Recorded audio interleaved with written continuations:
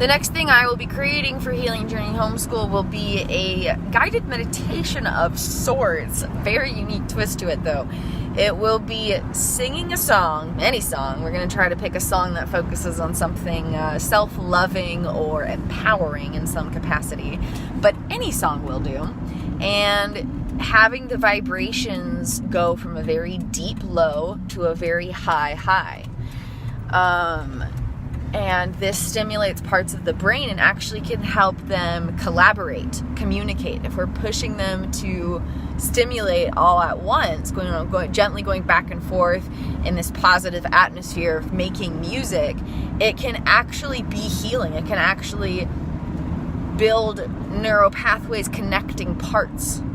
And so this will be a very powerful tool for anybody healing with structural dissociation. And it's a great loving exercise because the goal is to just go as deep as I can, and then as quickly to a high as I can.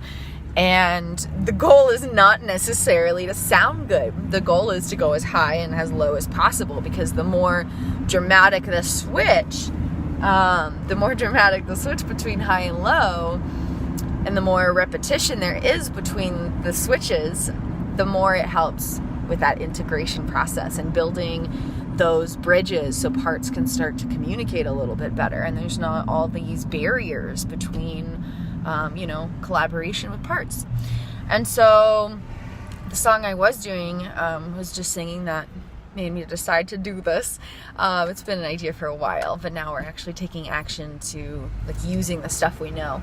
It was Rockabye. So it goes, rockabye, baby, rockabye.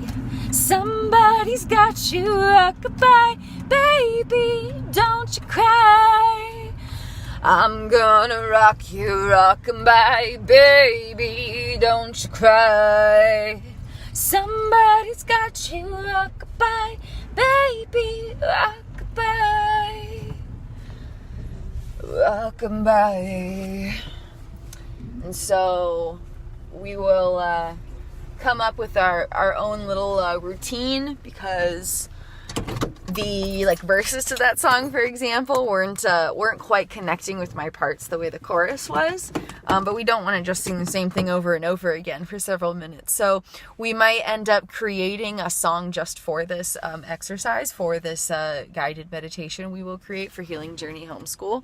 And it would be something like taking pieces from maybe 3 to 5 different songs, and if possible learning it, making a mesh on my guitar so I can sing with it and have that.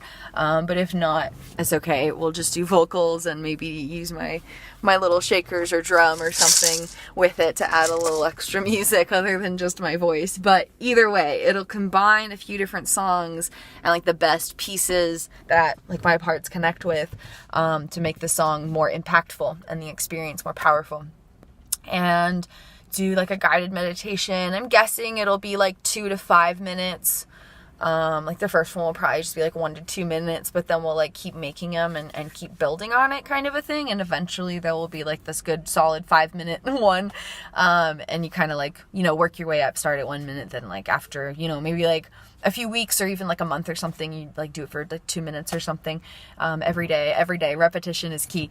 But this will literally help rewire the brain. I'm really excited about it. Very, very powerful.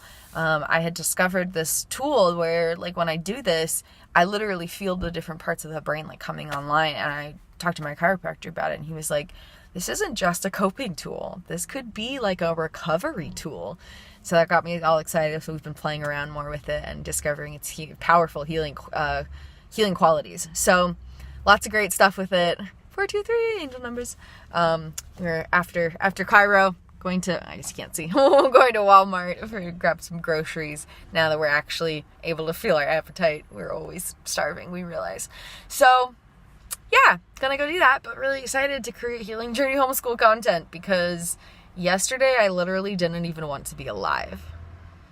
But I knew that was presence of parts, and I responded accordingly. And here I am today, completely functional, which is just weird. It's just wild to have the capacity to switch so dramatically. But that's what living with a dissociative identity is. And the more we can embrace that and roll with it, the more we reclaim our power. Because if I had, like yesterday, if I just like not used the tools that I knew I should use and not kind of use the reframes and resources and do the things I knew I should probably be doing, especially like mentally, not just physically, something like that could last weeks, and so it's all about what energies we feed. It goes back to like that one story. It was so long ago, I don't remember the specifics, but it's like an old Native American tale or something that helps teach a great lesson about how there were these two wolves, and the one that won was the one that was fed.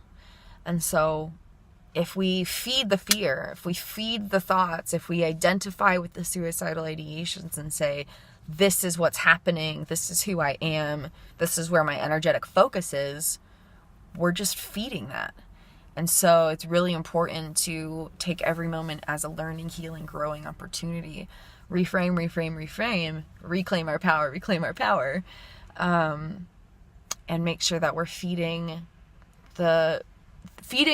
make sure we are feeding the story that we want to win.